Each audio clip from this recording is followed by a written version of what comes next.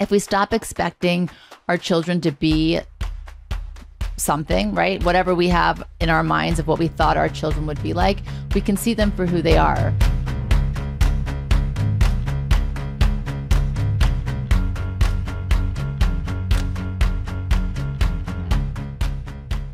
We are so excited to have you with us today, Hunter. It's such an important topic. We are married, we're parents to 4 children, and, you know, just when you think you've got this parenting thing down, they grow and they change and you've got to figure it out all over again. So I wanted to start with this idea that you speak about how modeling for your kids is really important, and specifically about the habits of disconnection and how culturally we have a tendency to treat children as less than. I personally feel like we do that with elderly also. And it's a real problem. We see them either as an extension of us or that they belong to us almost in a kind of possession kind of way. We expect behavior we're not even demonstrating ourselves. We expect children to be respectful, yet we continually order them around. We make demands of them and then are surprised when they become demanding. So what is your advice on how to treat children with true respect, treating them like whole people from the start? Because the truth is, when they're little and you kind of just pick them up, put them down, get them to be quiet, it's almost like a bit of a manipulation, right? Like, I know how to get my kid to stop doing this or stop doing that. And it's easy to fall into a rut of not seeing them for who they are, especially when they're younger. And then that kind of stays as the dynamic of the relationship. Right. Yeah. I mean, I think that the first step is to just realize that we're doing it because it's so ubiquitous, right? Like, it's the water that we're swimming in, is that we treat children differently. We treat them as less than. We're barking orders at them all day long. Yeah. And we tell them, you must be respectful. Yet we yell at them. We yell at them to calm down. It doesn't make any sense. We're not showing them sort of how to do these things. So yeah, I think that for me, it was, I think we all need a little bit of a wake up call, right, to that. I certainly needed it. I saw my older daughter barking orders at her younger sister. At what age? Oh, at what age? No, this is what I sound like. Oh, no wonder there's so much resistance. This is terrible. So, I think the first step is to see it, and I think that can be hard to just see what we're doing. We just don't realize it. Like, it's put on your shoes, put in your pants, come over here, go over there, sit down, stand up, get in the car seat. Do all these things. And that's just very normal for any kind of life for a toddler. So, yeah, it's kind of like we're swimming in this water and we have to see it first. But then when we see it, I think then, we want to then, of course, kind of offer ourselves some compassion, because this is just normal. This is just the world we live in. This is the way most people speak to kids. It's not, if you notice you've been like, oh gosh, I sound terrible. I've been ordering my kids around. I've been yelling at them, all these things, we can tend to be really hard on ourselves. And I think there's a lot of compassion needed there, because this is just a habit of living. It's not a conscious choice that we make. It's funny, years and years and years ago, one of my first jobs, I worked at a school, a private school, and I was a teacher's aide when I was still in college, and it was a kindergarten class, maybe even pre-K.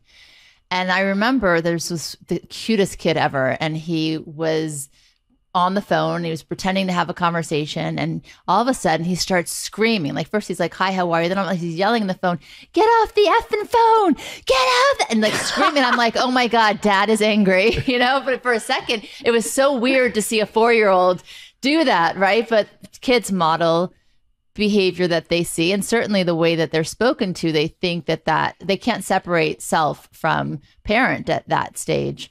So you said that you recognized it in your daughter. How old was she at the time? And was it hard to kind of shift that, right? Because all of a sudden you're like, oh God, I don't want her to sound like that. I don't want to sound like that. So was it just changing your behavior and eventually she kind of caught on, or what was your model there? Well, she was 4 and her sister was 1. And I had been working for a couple years now on like taming my temper. So that had been going okay. And then like the language kind of had to follow that, right? Because now I could access my whole brain. I could I could make some choices about how to say things, but I had to kind of be more deliberate and more conscious about what I wanted to say. You know, what did I want reflected back at me, right? If we're seeing this, our kids as this mirror of our behavior, you know, we're showing them how to be in the world and what to say to others, how to treat others. How did I want her to tell her sister to stop, like, you know, messing up her toys? So I had to do a bunch of work around that. I mean, that ultimately all of that kind of went into raising good humans, and mindful parenting was this idea of like, I had none of those skills. You know, I was raised with none of those skills of like, hey, like how to regulate my own intense ups and downs, and then B, then how to communicate in a way that wasn't so bossy and demanding, and just expect that that was normal, right? Because I could see, I had enough awareness to see, oh, it has to start with me. So, you know, and it's going to take some time. If she's modeling this already, she's already learned a habit. It's going to take some time for me to change it. I can't just say, hey, no, don't talk to your sister that way. I have to, which is also like kind of a little bit of a demand, right? Like I have to say, I have to figure out how do I want to make requests without making orders, right? Like that's a question that we have to figure out as parents, right? Like how do we, because it's so normal that we just tell kids what to do, and there's this heritage of expected instant obedience from the sort of authoritarian heritage, but it's not actually that effective unless you're following it up with punishments and threats, which I didn't really want to do. I didn't want my kids to hate me. I didn't feel like definitely didn't want to smack them. I didn't want to yell at them. I didn't want to do any of that stuff. So like then it becomes like, so if we're not using this extrinsic motivator of fear, of pain, how do you get people to, you know, kids to like cooperate in your household intrinsically? Like it's a much bigger, different question. And I bet, I mean, as you were speaking, I was thinking that it also changes the way parents communicate to one another, right? In the relationship, in the couple, it changes the whole environment, because now you're much more mindful of what's coming out of your mouth and how you want to communicate more effectively. Did you want to take turns? No, I was going to ask, growing as a child, growing up in your house with your parents, if you don't mind sharing, what were they modeling for you? And did you see that again manifest as you were becoming a mother to your children? Sure. Yeah. I mean, I think, you know, as the parents are, you know, are often the children is the way it is. And I think my parents were pretty typical 80s parents where there was a lot of benign neglect, where I did a lot of running around outside. And I appreciated that. You know, I met my best friend when I was 4 years old, like outside and just like randomly walking around my neighborhood. You know, I went home with them. It was fine. That was fine. I'm still friends with that person to this day. But anyway, the things though, as far as like holding boundaries and things like that, like I got like the wooden spoon, you know, I got my dad raging down the hallway and me cowering behind the door, you know, and so I got this big clear message that my intense feelings were, I was too sensitive. You know, I just like needed to get in line. It was it was weird though, because I got a little bit of the like, be a questioner, like question things, question life, like be an artist who questions things. And then a little bit of do as I say, just because I say it. So it was very confusing to me, you know?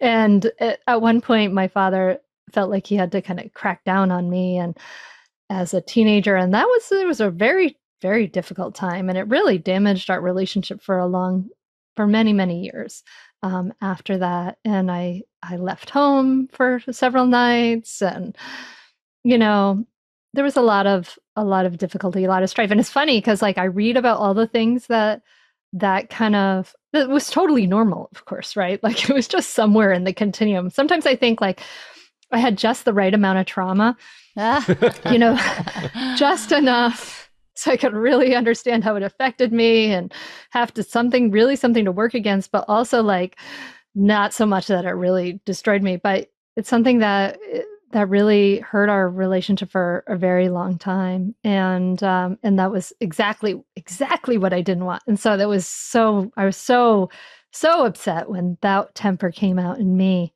It was so disappointing. Well, you talk about how important it is for parents to do that internal examination of generational patterns in terms of parenting. Do you ever, because I know a lot of parents have guilt, especially they feel like they might have damaged their child irreversibly at a certain age. Is it ever too late to start this process of examining and changing your style? And what advice would you give to parents who, let's say, are having this moment and their kid's 13 now, and now the kid's not even listening to them because of all the things that happened for the first 13 years? What would your advice be? It's never too late. Unequivocally, it's never too late. You know, I taught mindful parenting in a low-income community on a grant, and there was a grandmother in that community who was in the class. She was great. She was taking care of her 6-year-old grandson. And at the end of the class, we were all kind of talking, reflecting on what changes had happened. And she told me, she got like teary. It was beautiful. Like she told me that she healed her relationship with her adult daughter. Like she realized these harms and these different patterns and things. She'd healed her relationship with her adult daughter. And I think that's the thing, is like there's never a point where you're like, well, I give up on this relationship. I mean, maybe there is on some, but like hopefully there's not. And there's always a point where you can become more aware, always a point where you can become more skillful, more empathetic, more compassionate to the people around you. And I think that, I mean, for me, the hopeful message is that you can always begin anew. I mean, I really thought, but those patterns, I understand that question deeply, because those patterns can be sticky, especially if like, you know, the first 4 to 6 years you've done some unskillful stuff. It's like really ingrained in there, right? I remember thinking my oldest daughter, who I was the most unskillful with, of course, because I had the most to learn, and she's super sensitive. I remember thinking, like, hearing her kind of still bark orders at her sister for many years beyond when I had changed, and we had shifted the tone of the household significantly. And I thought, oh, maybe it just is too deeply ingrained for it to sort of ever change. I remember having those thoughts a few years ago, and she's like just kind of naturally like a little less. She's a little more left brain, a little more like cerebral, a little bit more of like almost like, you know, she's a good leader. She likes to get things done and get things, you know, and her sister's a little more sort of naturally empathetic and stuff. But then it was funny because they're 17 and 14 now. Just the other day, I had an incident like with my dog where a dog came running at us and I got scared. And anyway, I went in the house, I was all shook up, and my younger daughter, who's naturally the more empathetic one, was kind of like, oh, but mom, you know, she was defending the situation and this is what happened. And her older sister, who I had thought maybe, I don't know, maybe it's too late, but her older sister said, Sora, like, can't you see, like, hey, mom, you know, do you need a hug? And I was like, yes, I do. She just came over and gave me this big, beautiful hug. I was like, oh, you know, like we're always growing and changing. It doesn't matter. It's never too late, you know? And children always just want to be heard and seen. So I think if a parent acknowledges, you know, that time years ago when I didn't hear you or I didn't see you, and I recognize that now, I think that is so powerful and has the ability to change so many things. So you talk about conflict in your book also, and conflict is part of any real healthy relationship. I think it's necessary. I work with a lot of couples, and I say I get worried when people don't argue, because it's like you're checked out. You don't really care. If you care about somebody, there's going to be things that you fight about, and there will be conflict. But what I liked the honesty in your book, and you say things as they are, and you said something how not every parent likes their child, right? And they love them, sure, but that's a truth, right? And it's a truth that most people aren't comfortable talking about. And I would add that a lot of children eventually don't like their parents, right? So that kind of happens over time. So given that it's natural for conflict to exist, how do we navigate that kind of resistance in a positive way? How do we navigate that? And then also, when you feel a certain way about your child that might be different than how you feel about your other children, right? How do you, or you find yourself judging them, right? A lot of parents do judge their children. It's hard to kind of separate yourself. And I think a lot of the judgment comes from, well, this is my child and they should be X, Y, and Z. Or this is my child, how come they're not acting the way that I want them to, right? So there's a lot of things that come up. What would your advice be there? It's so funny because I just worked with a mindful parenting member on this exact thing like a few hours ago. Oh, great. And she had the insight, we do this work to calm our reactivity and to also kind of understand our upbringing. But had this very deep insight that, like, with her older son, the 9-year-old, she had these expectations about him, like this, that he should be more mature. He shouldn't cry. He's an emotionally sensitive kid, and we could see that it was from looking more deeply into that, trying to understand it, unpack it. We could see that it was from her upbringing, this idea that boys don't cry, and also being the oldest. She was the oldest, and her mother was judgmental and hard on her and really liked her little sister more. And so one of the things, what we can do with this is, I think what's the thing to do with this is to say, okay, this is here. This is a belief I have. This is a thought I have. This is a habit. I think I like the word that Zen Master Thich Nhat Hanh used, habit energy, right? Because these habit energies kind of keep going.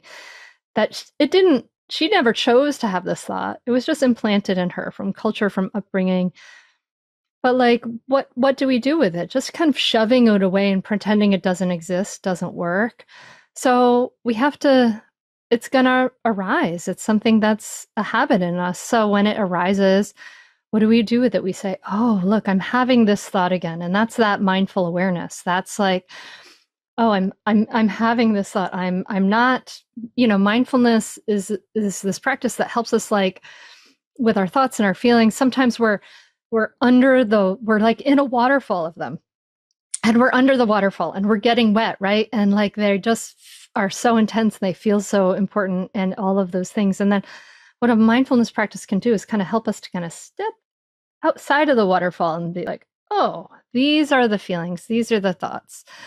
I can see them, right? Which gives us that space of remove to kind of look at it more. So we offered her that practice of like, okay, I'm having that thought, and then offer herself some compassion, because that hurts. It's uncomfortable for her. It's uncomfortable for her son. It hurts everybody. Like, it's kind of this poison in the well, right? And it hurts, and it's just something that's arising, right? Okay, so here it is. Oh, this hurts. It doesn't feel good. And then what would I choose, right? What would I consciously choose instead?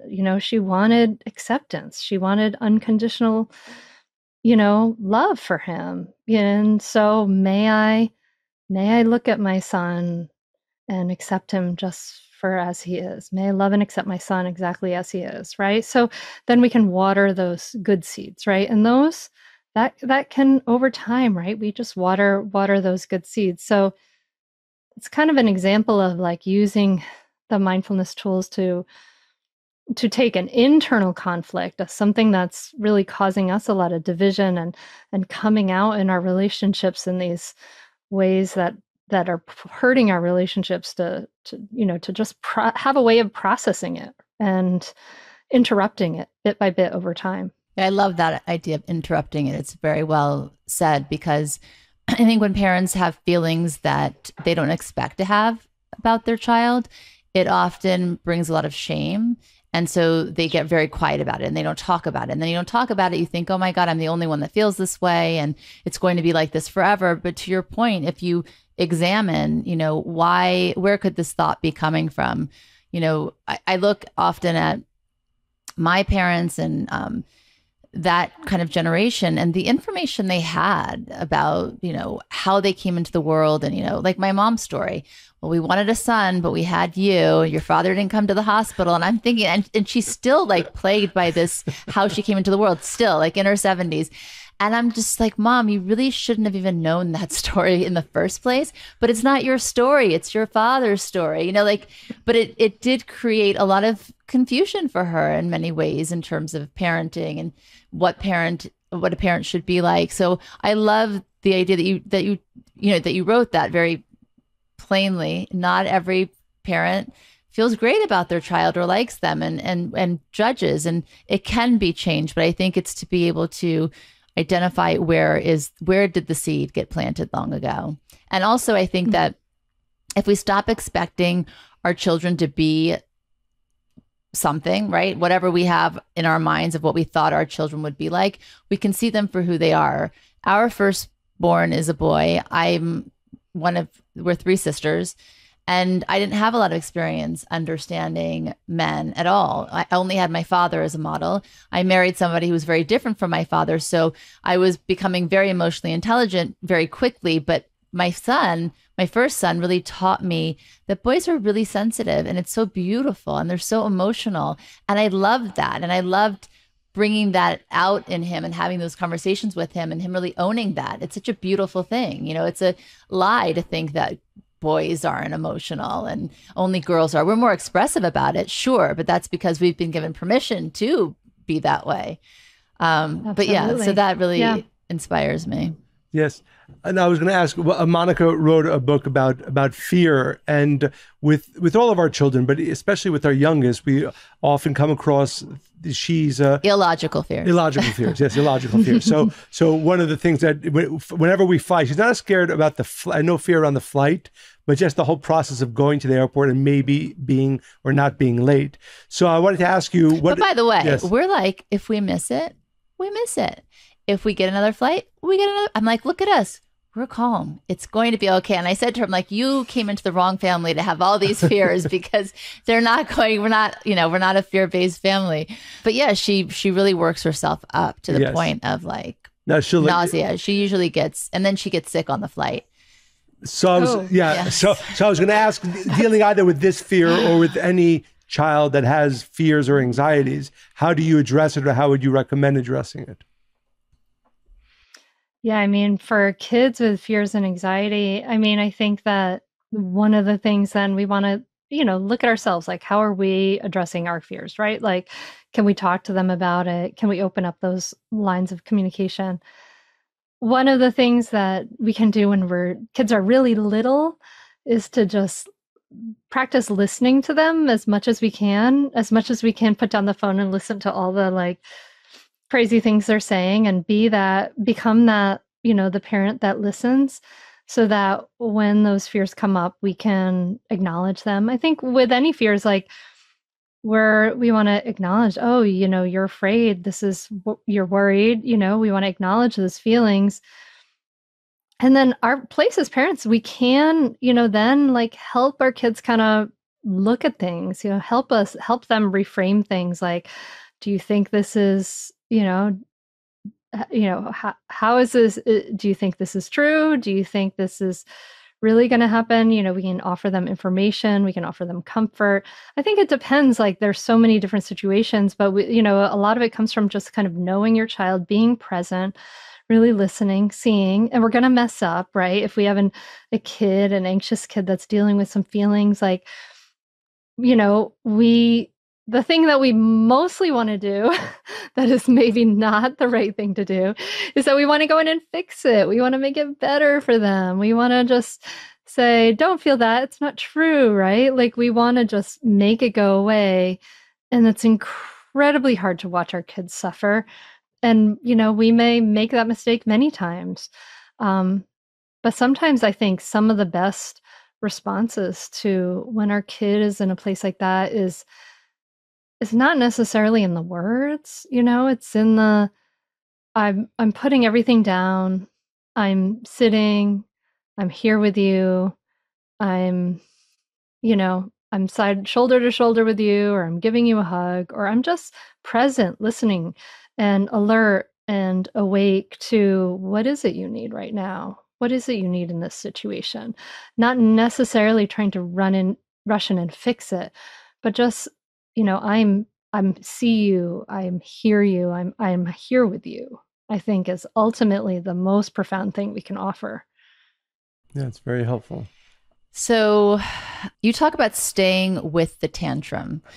In those high intensity moments when your child is clearly unregulated, what does it look like to physically and emotionally stay present, hold space, instead of trying to fix, stop, separate yourself from their unregulated behavior? And I'd love for you to walk us through a real life example of the different emotions as like what a parent might be going through. But also, it's funny because just before this, I was speaking to a friend and she's going through a very messy divorce, and her children are very unregulated. And we were talking about this as I'm about to do my podcast. I'm like, would you have any if you had one parenting question, what would it be? And so she added this part to the question that I already had for you. And she said, I understand I need to regulate my children, but I feel unregulated. And if I'm unregulated, I know I'm supposed to stay in the room, but I think leaving the room is the best possible thing I can do for them because I'm not sure what's going to come out, right? So, and I'm sure you've worked with parents, families that have this exact scenario.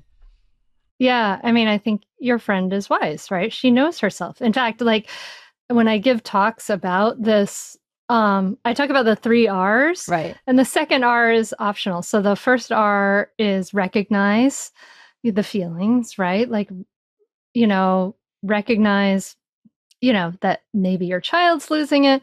But I think if this situation, if we're talking about how it's making us feel, like recognize that you're starting to lose it. I'm starting to, this is a lot right now. Boy, you're getting really upset. Yeah, we can recognize these things verbally out loud. This is the name it to tame it that Dr. Dan Siegel has talked about, right? It lowers the temperature, but you're getting very upset. Whew, I'm feeling it too. My heart is racing.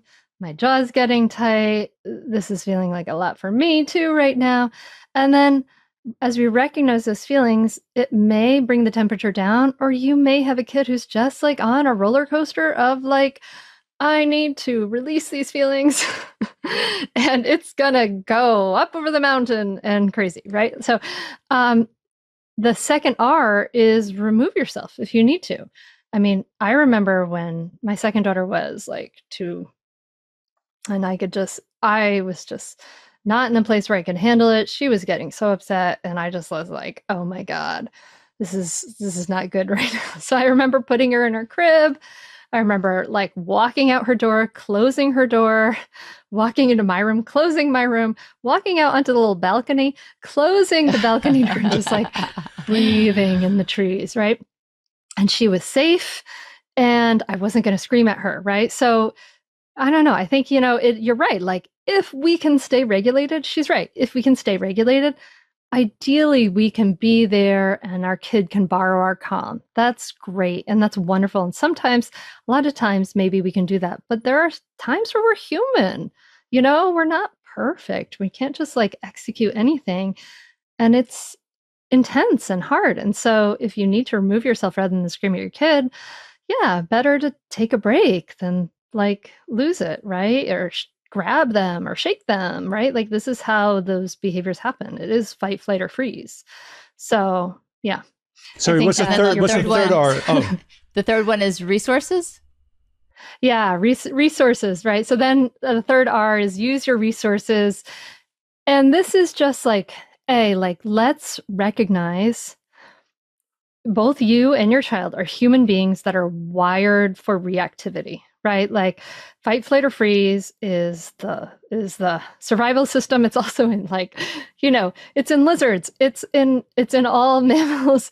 It is the system that is alive in us as soon as we're born, fully developed, and it's to keep us safe, right? So we're wired to keep ourselves safe. This is not something you chose. It's, so it's your biological system. You're wired for this biologically, evolutionarily. So knowing this, the resources, you use mind, body resources to calm your nervous system. That always becomes number one thing, because you can't use your whole brain when you're reactive, right? We know that the prefrontal cortex is just like offline. It's completely bypassed as soon as you're reactive, right? So if we want to be able to use the prefrontal cortex, right, the seat of higher order thinking, verbal ability, problem solving, impulse control, right? Like problem solving, impulse control, like this is what we need. We need to calm our nervous system. So how do we do that? Resources include, the breath. It's cliche because it works, right? Like if we do a longer exhale than we do an inhale, that's kind of like a little mini hack, because each inhale in our system is a little fight, flight, or freeze stress response. Each exhale, to simplify it, is a little rest and relax response. So if we can do some longer exhales than inhales, we're edging our body back into the rest and relax response. So we can do, 5 to 6 long exhales. We can shake it out. I don't know if you guys know Robert Sapolsky. He's been on the podcast. He's great, but he has this book from a while back called Why Zebras Don't Get Ulcers. Yes, I have the book. Yes. Okay, great. And why don't, they're all stressed out. A lion runs at them. Why aren't they like getting these ulcers? It's because they do what dogs do, and they like shake it out after like they've been chased and gotten away, hopefully for the zebra. And you can do that too. Like you can shake out your arms, because the stress is like a tension. Your muscles get tighter, so you shake out your legs. If no one's home, you just like shake your whole body out, like full on zebra. Even if someone's home, you can forward fold, right? Put your body in a calming place. And then you can also use like mantras. Some I like are like, this is not an emergency. Just talking directly to your nervous system, like, whew, we can calm down. This is not an emergency. Or I'm helping my child, right? It's things that kind of put you back into that nurturing role. So it's just, I think we need to plan for this, like we're wired for reactivity, and that's just the way humans are. We can't just expect ourselves to willpower it, just to choose to respond differently in tough moments. We think we can do that in the calm moments, but that's false thinking, because then we don't have access to our whole brain. So like we have to kind of plan for it, so I tell people to make like little Post-it notes and have a plan, and just expect yourself to be human and be reactive, and then practice some ways to resource and calm that reactivity. I love that. And I love part of your message that's so great is that it doesn't have to be so complicated. Give yourself permission to feel what you feel. We're all humans having human experiences. Just that alone is going to help somebody feel better, right? But then, like you said, these Post-it notes, such a great idea, because then you're like, okay, I'm not meant to be perfect. This idea of being a perfect parent is basically the definition for failure. It's just not, there's no such thing. Yeah, I was going to ask, one of the I think really important developmental aspects you speak about is building resiliency in our children. So as we, what advice would you give parents to help them in that process, right? That's probably one of the more important traits that our children can develop. So as parents, how can we help our children develop resiliency? I mean, I think that modeling all of these things, right? First of all, like what we've already been talking about is really, really helpful. Like to, show them how to take care of difficult feelings, talk about emotional intelligence, all those things. But also I think like you were just saying, Monica, like we can allow ourselves to be human, not like shame ourselves when we mess up or yell at our kids and have a human moment. Because they need to be able to deal with that. We don't need to add more. We don't want to add trauma into their lives, but it's okay for us to have feelings and like have the whole range of emotion. So emotionally, socio-emotionally, like that, I would say that.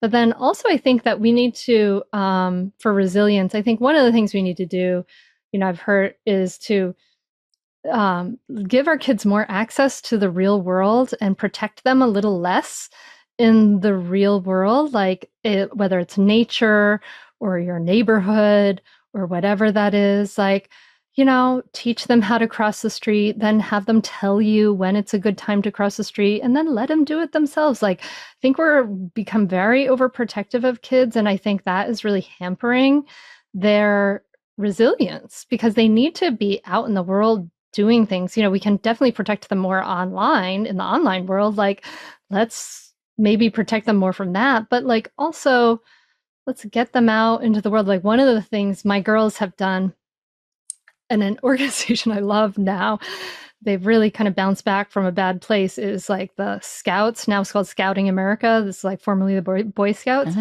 They could do like, they're like the best first aid givers in my house now. And like, they've like hiked 6 miles. They've done like a 40-mile biking trip and all these different things. Like, so anyway, just like letting them be out in the world and teaching them how to talk to strangers, even, like how to trust their gut and how to, talk to adults for different things. All that stuff I think is incredibly important and has been really neglected in the last sort of 10 or 20 years.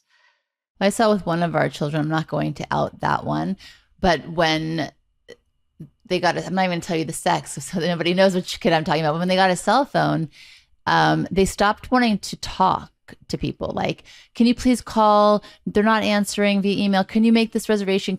I was like, no. She's like, but I'm not comfortable speaking. And I'm like, okay, well, we got a big problem here because now this device made it so easy that you actually don't have to have face-to-face conversations if you don't ever want to, right? You can just go and text somebody or avoid it. So I agree in terms of allowing your children to see the world and not to make it look pretty for them. I mean, this is the world, but who do you want to be in the world, right? That's the more important conversation, I think. We moved to New York about 10 years ago. And before that, we lived in a very small community. I think the kids were just like in a 5-mile radius all the time, from their school to our community to our home. And when we moved here, they were just shocked by so many things. And it was a really hard move, Sure. more for some of them than others, but it was a real learning for them. But yeah, I think if we can do that in any way. Yeah, I was going to ask, this is a little bit off on topic, but a few days ago, and I think Monica doesn't mind me sharing this. Monica was walking. How do you know? Can you read my mind? Yes. She was walking down the street, and she saw. I was going to share this. Oh, sorry. So ask the question. Because I wanted to ask you your opinion on this, and I thought it was apropos that it just happened, and I was really struggling with what the right thing to do was, which is not usually. I'm pretty sure of what I think should be done, but I love kids, and I worked in a school. We have 4. I just love children, and I can really relate to their feelings. So I was walking down the street. I was in a really big rush, which didn't really matter, but I was walking very quickly, and I happened to walk past. I don't know if it was it's New York. It was either like a low kind of style hotel, or it was an apartment building. Now I'm not really sure. And this woman comes out as I'm just walking past, and I see that she sees her 4 or 5-year-old daughter, and the daughter's eyes, the mother hasn't said anything yet, right? But the daughter's eyes get huge and full of fear. So now I'm already like, I'm heightened, I'm aware, I'm looking. The mother screams out and she starts cursing at her, right? Get back in here, using different expletives. Get back in here. I told you to watch your sister. And her sister's like 3 years old. They're dressed like twins. And the sister's holding a teddy bear. She looks equally terrified. So the kid walks in, and she wasn't really yelling that loud, but she was using bad words really inappropriately. And the child walks in. Now I've walked further down the block, and I hear screaming like at the top of her lungs, and it was echoing because they're in the lobby of this building.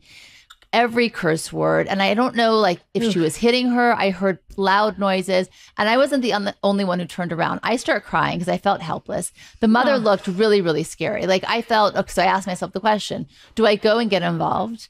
And she might hit me because it's wrong. I'm not, look, it's her kids, right? On the other hand, these children are being abused. I'm not sure it was physical because, again, I couldn't see. But, like, I saw the fear in their eyes. So it obviously this isn't the first time, right? Then I should get a police officer. There were cops around. There was a parade. It was a Sunday. Like, I felt paralyzed. I did not know how to navigate that. Have you ever found yourself in that situation? And it's really tricky. And then I felt bad about myself after. I'm like, I don't think I did the right thing. I should have gone back at least. And I don't know what I would have done, but I know she would not have received it well because she did not seem like a conscious parent. And I'm not judging her. She just, by what was coming out of her mouth, I think I can surmise that. I know it's so hard to speak up in a situation like this. I mean, I don't blame you because your safety is an important factor in your life, as it should be. And that's okay. And how effective would it have been? We don't know. It might have made her more angry, right? Like, and you're a stranger in passing by a situation that is, you're not really, you're just passing by this. This is not your neighborhood. This is not someone you know. This is not any of those things. I don't know. Yeah, I don't know. I might have responded in the same way. It's so hard to figure out what to do. And I probably would have felt just as terrible for hours afterwards, but maybe the best thing would have been to like grab a police officer, but would that have been helpful for those kids? That might have made things much worse for them. Who knows? Maybe it's much better for them to stay. You know what I mean? It's a really tough call to say that you should interfere because then you look at like a child foster care system is not necessarily a great like alternative option to this either. Yeah, it's tough. Was that your question? Yeah, it was. But I was going to also ask, you speak about making better mistakes as parents and parenting. Maybe you can share with our listeners, what that means and how we can implement that in our own parenting styles. I mean, my philosophy on making mistakes is like, you have permission to be human. I have permission to be human. Like, you guys with the spiritually hungry on a more spiritual quest to be better people in the world, you also have permission to be human. Like, we all do. And we're going to make mistakes. It's a process. So how do we make better mistakes? I think a way to make mistakes badly is to make a mistake and then berate ourselves, be really harsh and mean to ourselves internally, tell ourselves that we're a bad person, a bad neighbor, a bad parent, and then spiral down, right? And then make us less present for everyone in our lives, less open, less available for everybody in our lives because we're spiraled down and gotten so small. I think that's not a good way to make mistakes. That's unfortunately how a lot of us make mistakes for a long time. So that don't berate yourself for berating yourself either. But there's we can make mistakes. I think a better way to make mistakes is to acknowledge like, hey, it's going to happen. And then when we make mistakes, can we be compassionate to ourselves? Can we offer ourselves a soft landing, by saying like, oh gosh, that was a hard moment. I did not have the best response there. I could have had a better response. That wasn't so good, but it was a tough moment. And I will say to myself, I have, permission to be human. And this is a practice of self-compassion. And then when we do this, we can practice it even though it may feel awkward and strange and unusual if it's not what we're used to doing.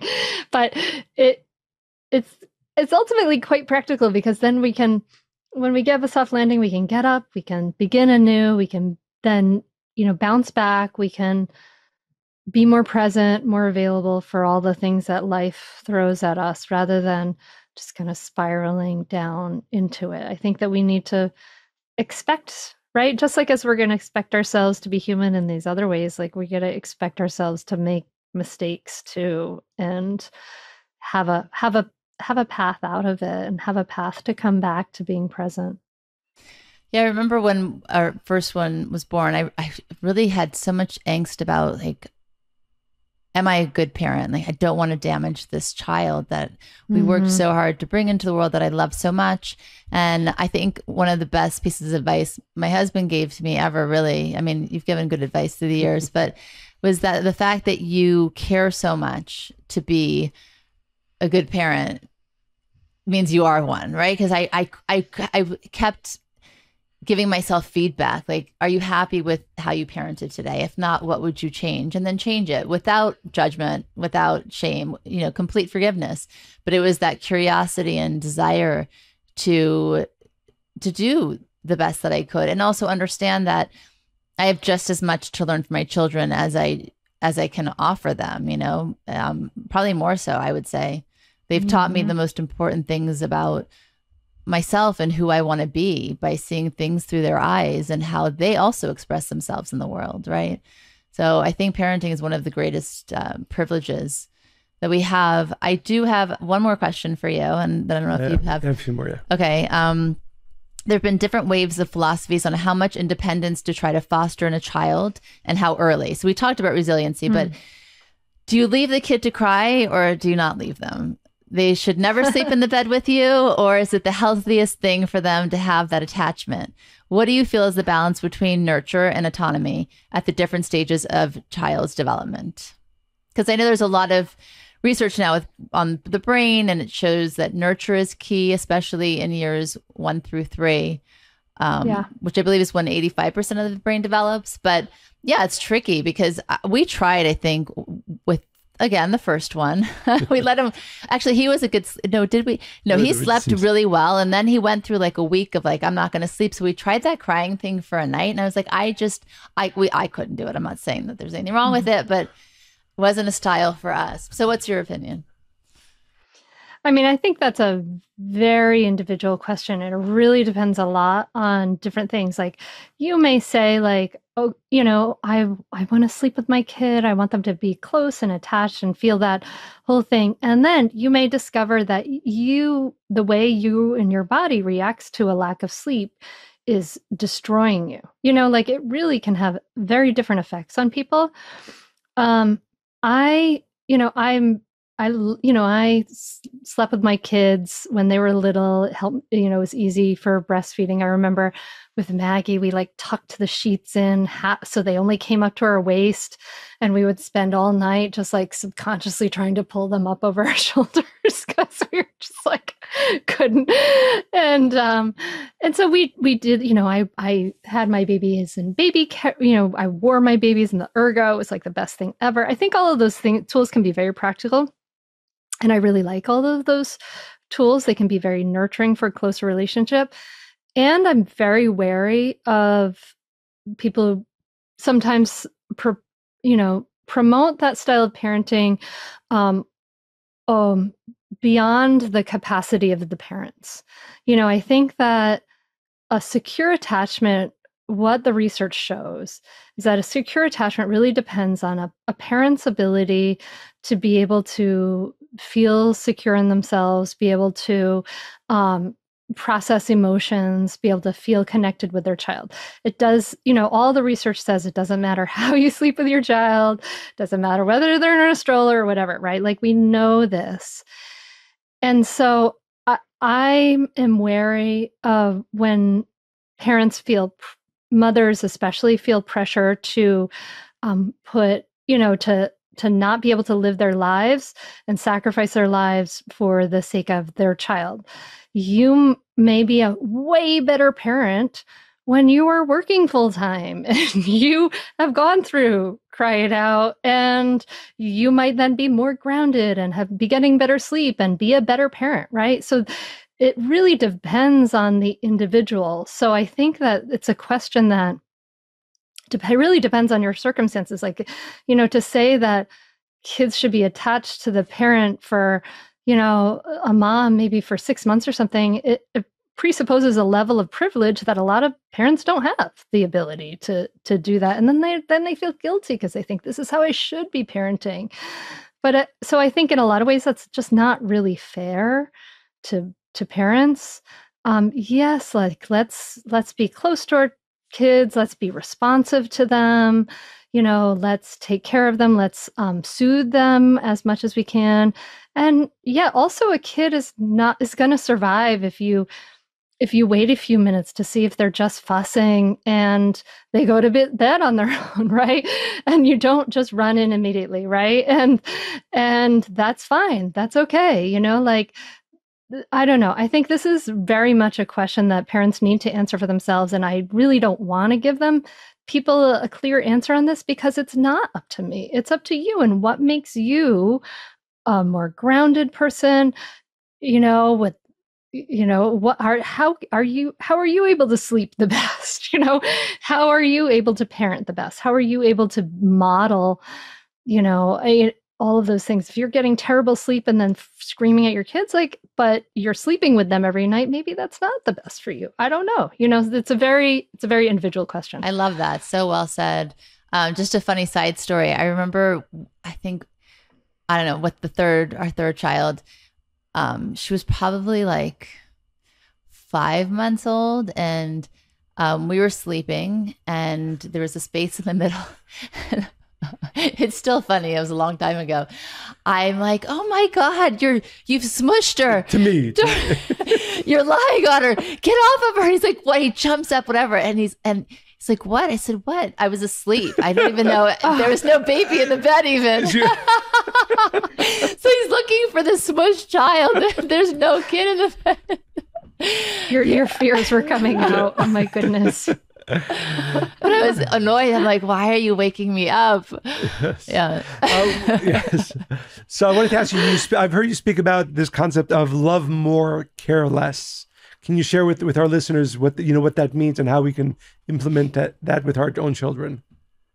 I love this, and I need to give credit where credit was due. I heard Dr. Shefali say that in a talk a long time ago, and I love her work. And she's she wrote the foreword for Raising Good Humans Every Day. But I love this because sometimes we want to offer our kids, we want to love more, right? We want to love means I see you, I hear you, I accept you for who you are, and then care less. Let's just back off a little, let's just not be in every little thing. Let's not read into every attitude or tone of voice or whatever they have that it's personal about us. Let's let them kind of live their lives and make their own mistakes and have time on their own where we're not trying to solve and fix every problem. Let them be bored and have creative moments, right? It's okay for kids to have the full range of emotion. It's okay for your kid to be upset if you hold a boundary. That's not your problem. I mean, honestly, that's a phrase I teach to my parents in mindful parenting, is not my problem, because it helps us to kind of care less about some of this little stuff. So that's kind of what love more, care less is love them, practice that unconditional acceptance. I see you, I hear you, I'm curious about you, I listen. And, you don't have to take on all their problems as your own. They're not all your problems. You can be, an observer and a sounding board, but you don't necessarily have to solve everything. I love it. Let me ask you a question. So what if, though, the children are putting or projecting their problems or their pain or whatever onto the parents? So this is a true story. Family's going through some stuff, and lately, whenever the mother walks her daughter to the bus stop, daughter's around 11, she either walks ahead of them or behind, or has a reason to get upset with the parent. And then she gets onto the bus after saying, you don't understand, you don't love me, you don't care about anything, whatever, spewing different things, gets on the bus. Often she feels bad. She borrows a friend's phone, texts her mom, I love you. Sometimes she doesn't at all. And then she comes home as if nothing happened. So the mom's tried everything, right? Just loving more, I love you. But is that allowing the child to treat the parent poorly, right? What if that becomes a pattern that then lasts 5-10 years? Or should the parent say, I understand you're going through something, but I will not accept this behavior towards me, but I love you? Or do they ignore it? So I know what my answer would be, but I'm curious, what advice would you give? Well, I guess sometimes what I think good way to think about relationships with our kids is how we would think about any relationship. So if you had a friend who's doing that to you every day, would you just love them more? Would you just let it go by? Would you tell them this behavior is not acceptable? You probably wouldn't do any of those things, but you would say, hey, when you talk to me like that, it hurts. And it makes me feel sad. And it makes me, I don't like walking to the bus with you when you do that, right? And so this is sort of this third path of not like holding up a parental, I'm in the role of parent defense and not just being walked over, but this path of being human, like this is like soul to soul rather than role to role, right? Oh, like of like, hey, when you do this, it hurts me. And this is this opening up in vulnerability and humanity. And our kids will often won't punch us when we're down because they actually do care about us. So that message can come through a little bit better. Yeah, I think I have to say that I think it's very, very very, very important. Soul because to like soul, you said, not roll to roll. I love that. Yeah. I'm gonna use that and I'm gonna quote you. Right, because I think that's the reality. The reality is that we behave very differently in our relationship with friends and people in our lives and with our kids. Or our romantic partners, yeah. Right, because we see that role as sort of, master to servant, a father to child. And ownership. Yeah. So, that's very good. No, so I was going to ask another question, a practical one around screen time. So do you have an opinion? You're going to say scream time. No, I'm like, what's your problem? But in today's world, and we know that the studies are showing, right? Kids, certainly teenagers, are having social media is having a terrible effect. So do you have a hard and true rule in your own home, or that you recommend to other parents around screen time at different ages? Well, I really recommend that parents kind of hold off as long as they possibly can, like protect. One of the things I actually wanted to add to when we were talking about sort of resilience is like when kids are little, like protect the magic safety place of childhood, like of early childhood. And anyway, but same, especially with screens too, like see if you can hold off as long as you can. And maybe as long as you can is strong language. I mean, people say like, don't get your, I definitely wouldn't recommend like get your kid a cell phone when they're in elementary school. Like it actually doesn't really add to their safety, or, this is a part of like teaching them to be in the world. I don't know. I also think that we can be a little alarmist around social media and things like that too. Like part of it is knowing your child, being connected, seeing what they're consuming and being involved in that. Like I know my 14-year-old is on Instagram and she does watch YouTube, and she watches lots and lots of like people riding horses all around it. And she does these fish aquarium forums, and she's really like interested in all these things. And she's learned a lot. They watch these Kyrgyzstan videos. I mean, maybe I have like nerdy kids, I don't know, but like there are positive things that can be out there, right? But we also have to let them, be aware, be involved, all of those things, so again, sorry to be like annoying, but I don't think the answer is at the extremes. It's always that messy middle. It's always like knowing your kid and knowing what's going to be harmful for them. So like we made a different choice for different kids. With my oldest kid, we got her a smartphone when she got her phone at 13. And this kid she ended up like having TikTok on it for 6 months and then taking it off because she didn't like how it made her feel. So that's her. Our second daughter, we were like, this would be really bad for her. We just know her. This would not be good for her. So we got her a Bark phone. And that has a lot more control, and that's what we're going to keep her on for a while, right? So it's not necessarily a cut and dried rule, I think. Yeah, that sounds very true. Exactly. And like you said, it's not so much when and what they're doing, but as long as you're involved, right? You involve yourself and who, and look at each child. We do that too. It's not, I think equal is not everybody gets the same thing. Absolutely. You have to look at them and see what they need. Each one gets according to what they individually need. That's fair, right? I have another question, and this is, I think, a difficult one. So we have in our community a few people we know that are going through a challenging time with their kids who are either ADHD, but significant behavioral issues that they're encountering, and often they just feel they really don't know what to do. And obviously, it's more complicated than that. Obviously, there are different interventions that should be done. But as a general view on that, do you have advice towards parents that are dealing with significant behavioral issues with their children? I will, because I want to piggyback on that question, because like, what if a child lies and steals, right? And it's not something that they've seen you do. So it's certainly not the modeling thing, right? And they're stealing. Maybe they have a scarcity or a lack mentality, or they, they wanted something at school and you didn't give them lunch, whatever it is, right? They wanted cafeteria food, not a home lunch, stole money. So they're stealing. You can understand, not condone it, but they're doing it because they want something that they don't see another way to get.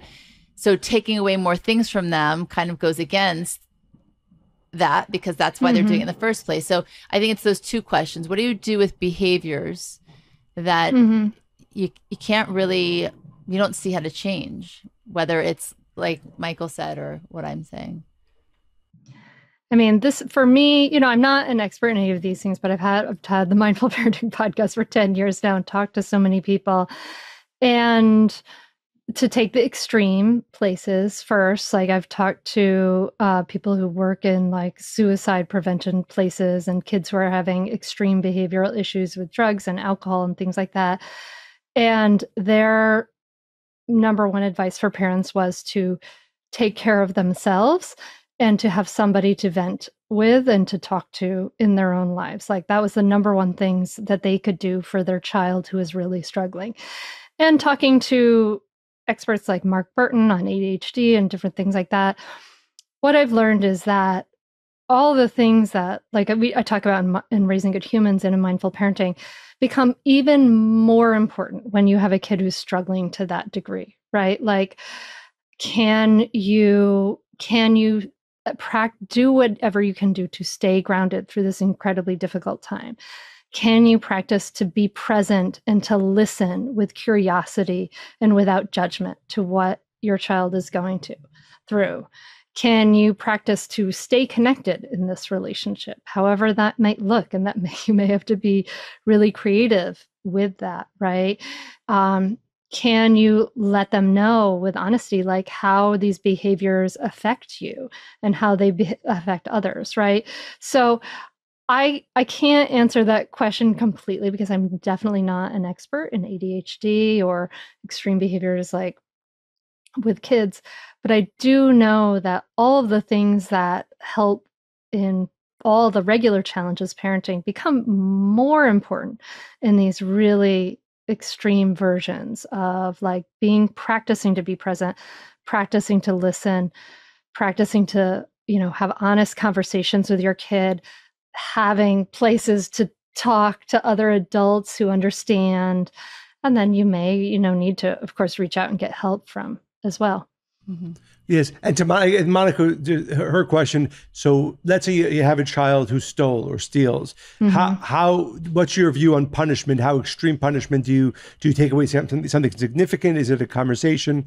Do you have a view on that sort of continuum between severe punishment to conversation and what's in between? And I even know a family that came to me about this, and they came to me after they already had taken some action, and they made the child write a letter to all the peers apologizing. And I don't know, I felt that the child was just ashamed, and then the kids wouldn't want to play with this child. I mean, it's really tricky, right? It's a really tricky way to navigate. Yeah, I mean, I personally am a big believer in natural consequences, right? Like if you steal from someone, like you should have to pay and return this thing and pay for whatever the thing is, and maybe, apologize. Your parent might say like, boy, I'm so disappointed, right? Like that might be the honest, authentic reaction to that. I think, I also kind of cringe at the idea of like having to write a letter to all the kids, right? Because that does feel shaming. That does feel, and they're obviously trying to do that. They want to have their child hurt a little or a lot so that it makes a big impact on them. But I think that our kids know what is right and wrong. That child probably knew that stealing was wrong. And then to have it be caught and have it be talked about and have it be aired in the open and to pay it back and all of those things is probably enough. It's usually enough to just, because they know what's right and wrong already. Yeah, that makes sense. Okay, great. Well, thank you so much for joining us. And it's been very illuminating. Can you tell our listeners where to find you and what to learn more about you and whatever else you want to share? Oh, sure. Yeah. Thank you, Monica. Thank you, Michael. This has been really lovely and really fun to have this nice long conversation. You can find Raising Good Humans anywhere books are sold. And I encourage you to listen to the Mindful Parenting podcast. You have had great guests like Monica Berg, as well as other great guests and coaching calls. And then everything else you can find at mindfulmamamentor.com, including the teacher training program and mindful parenting and all kinds of stuff. Amazing. Great. Thank you. Thank you very much. Thank you. Thank you. This has been lovely. Thank you.